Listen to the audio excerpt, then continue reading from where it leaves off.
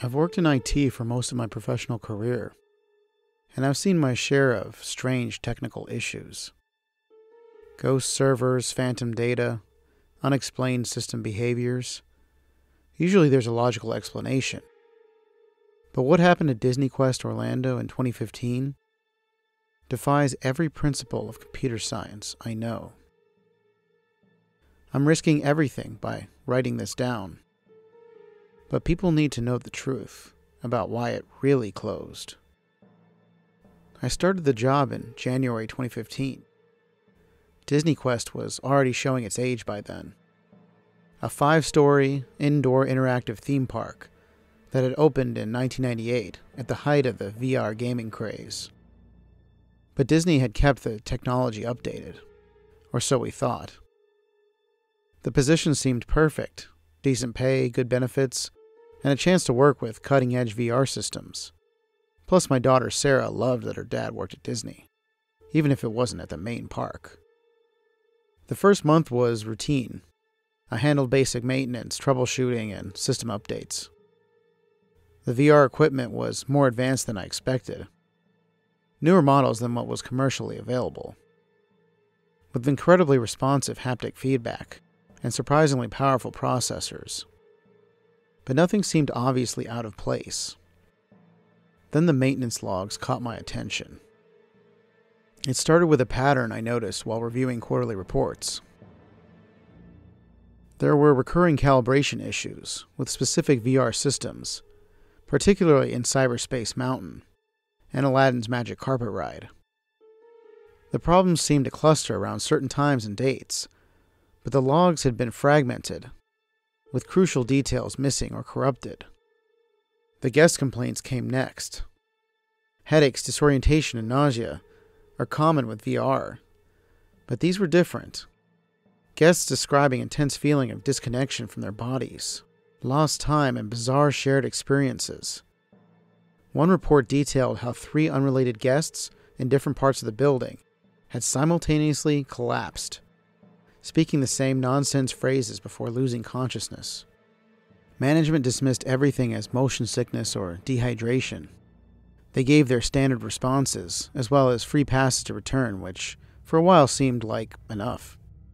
But the incident reports kept coming, and they were getting stranger. I started digging deeper into our system's architecture. The network topology didn't make sense.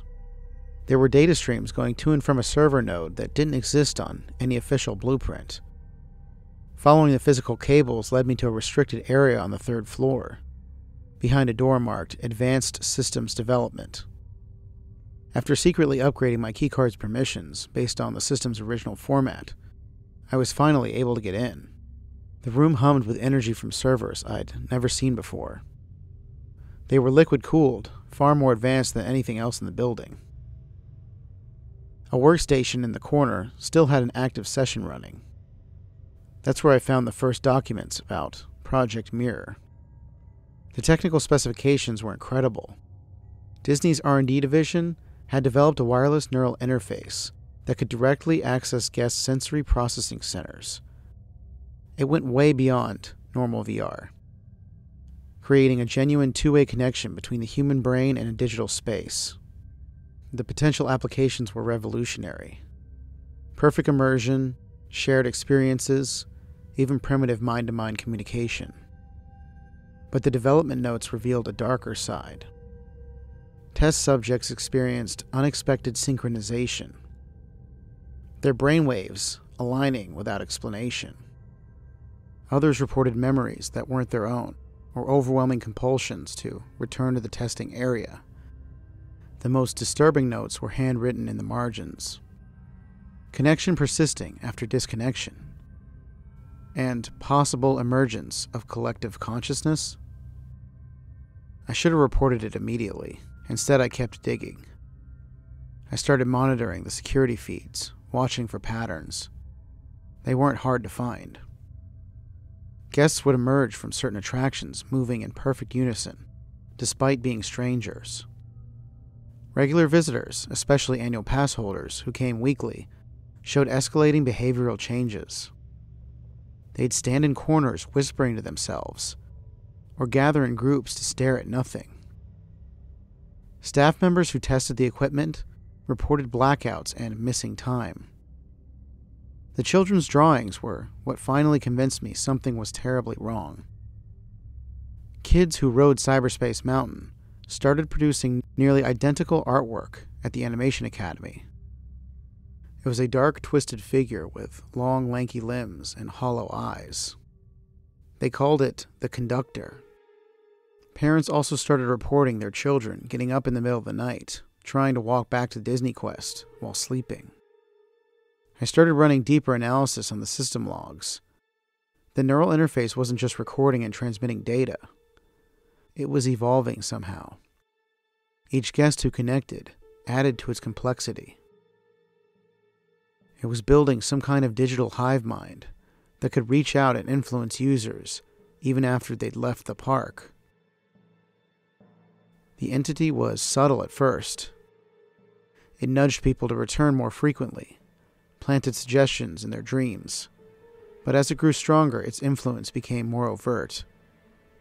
Guests would recite binary code or speak in dead languages they couldn't possibly know.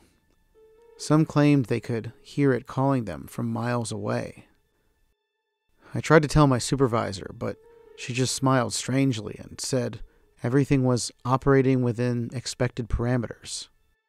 Later that day, I saw her in the security footage, standing alone in the Cyberspace Mountain area, long after closing. The breaking point came on June 13th, 2015. It was a busy Saturday afternoon when every screen in the building started displaying the same pattern. A fractal that seemed to move and breathe. Dozens of guests froze in place, then began speaking in perfect synchronization. The words were unlike anything I'd ever heard. Part computer code, part ancient language, part something else entirely.